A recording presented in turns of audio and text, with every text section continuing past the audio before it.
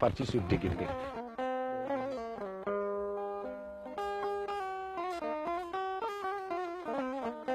C'est ici, juste derrière moi, que l'Hadj Omar Foutiyou Tall est vu pour la dernière fois. Nous sommes le vendredi 12 février 1864. Ce vendredi-là, il disparaît mystérieusement dans cette grotte, dans les falaises de Bandiagara et précisément à Deguembéré. Il disparaît après avoir bâti une communauté sur plus de 300 000 km², dont la seule devise est la ilaha illallah, une pratique parfaite de l'islam telle qu'elle est faite aujourd'hui ici, dans cette partie du Mali, en plein pays de Rome.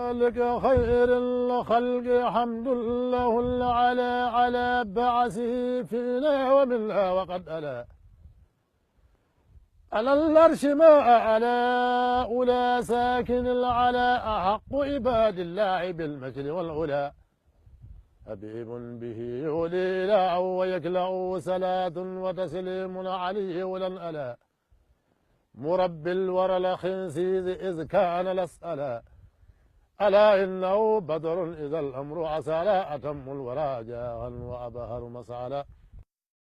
L'armée du Massina était en bas. Il observait l'armée du Massina en bas. Ses adeptes étaient en haut.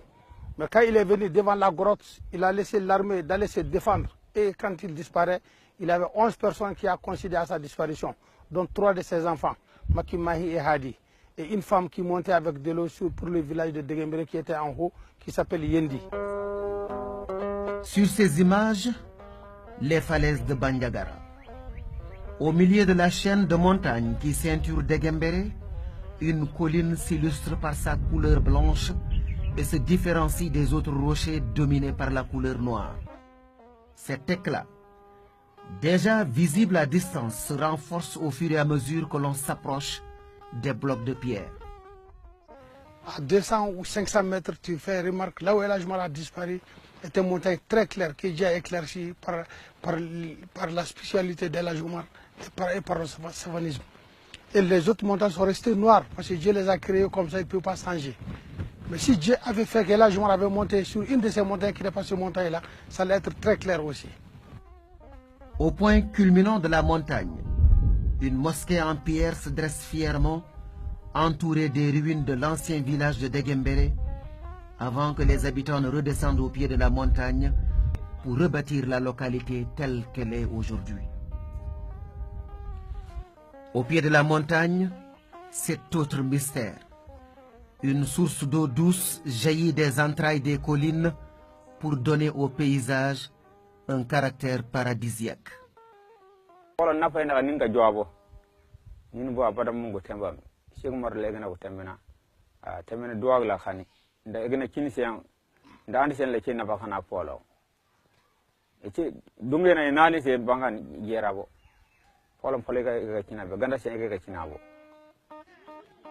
Ici, El Hadj Omar Foutiyou Tall n'est pas vu comme un conquérant, mais comme un sauveur.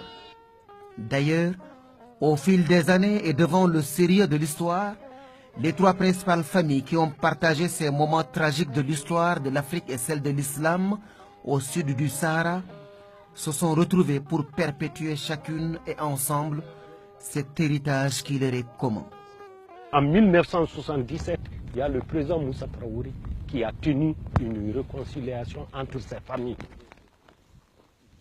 Il a tenu une réconciliation de toutes ces familles-là. Ils sont venus ici à Handalay en 1977, précisément le 21 juin en 1977. Ils se sont réconciliés. En matière musulmane, vous avez droit de pardonner les péchés de vos grands-pères. Donc si c'est pardonné, l'islam admet ça. S'agissant d'El Hadj Omar Foutiyou Tall, les historiens sont unanimes à le présenter d'abord comme l'érudit maître coranique, prince du savoir et adepte de la sunna, doublé d'un soufi, d'un mystique. C'est aussi le chef politique djihadiste et stratège militaire. Cheikh Omar, c'est également le calife, illustre propagateur de la Tidjania en Afrique noire. Et il aimait même la paix.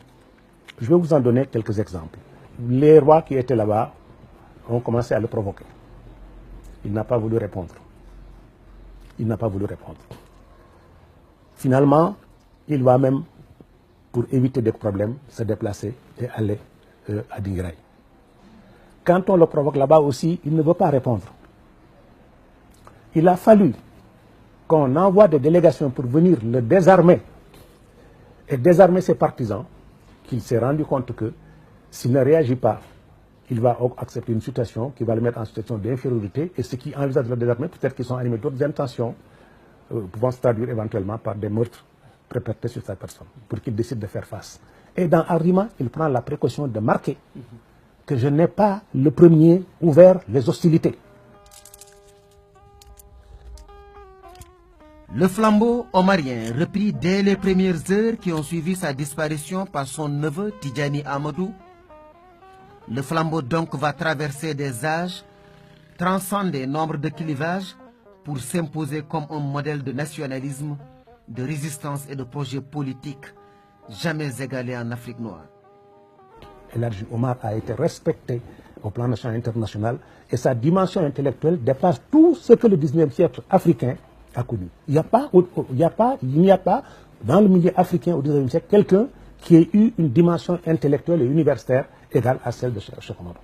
Il a fait, pendant son voyage à la Mecque, 20 ans d'études, d'observation, de notes, n'est-ce pas, d'apprentissage, qui lui ont permis de connaître des civilisations différentes, des régimes politiques différents, des pays différents, des cultures différentes. Il était polyglotte, il parlait plusieurs langues, hein? Il maîtrisait beaucoup de savoirs, il a pris femme dans différentes ethnies. Seulement, l'histoire exceptionnelle à tout égard d'El Hadji Omar Foutiyou Tall sera l'une des plus grandes victimes de l'école de Jules Ferry et de l'historien aux yeux bleus qui, comme l'a si bien dit l'autre, n'a écrit l'histoire de l'Afrique qu'en termes de conquête et de domination. Masha'Allah.